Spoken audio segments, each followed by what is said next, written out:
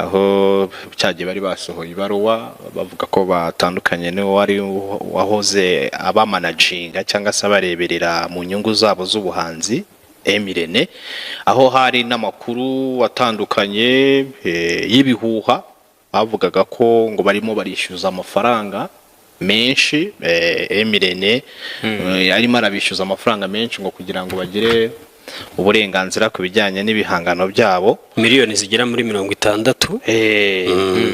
Abakobwa rero nyuma yo kumara igihe bacecetse bagaragaye noneho kuri YouTube baza gusobanura byose ku hazaza habo. Ikiganiro cyabo nagikurikiye cyari gifite iminota 16 bamaze bagaragaza ubuzima bwabo, batanga update ko babaye kuri no munsi, banagaragaza nejo habo hazaza, ndetse baha n'ubutumwa Emirene.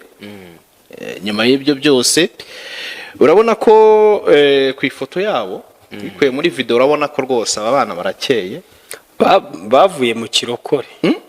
we barakuze Bavuye mu kirokore. Kirokore se kukivamo, ariko se kirokore cyo kibazo cy'abantu. ADPR uko umutwe w'umuntu wo muri ADPR. Konza ADPR nyambona viri.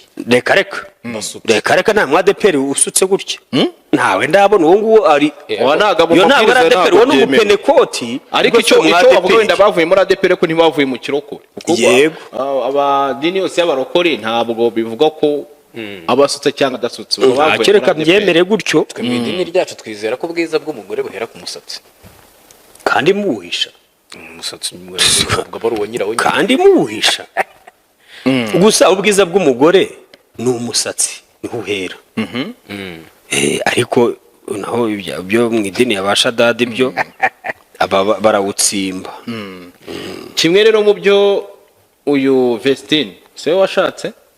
Yego, ikibazo rero ntabwo nzi kubatandukanye neza. Vestine nayo nguyu w'igika hashatse Vestine wowe ishati y'umweru, uyu w'ishati y'umweru. Vestine uyu hino ni Dorcas.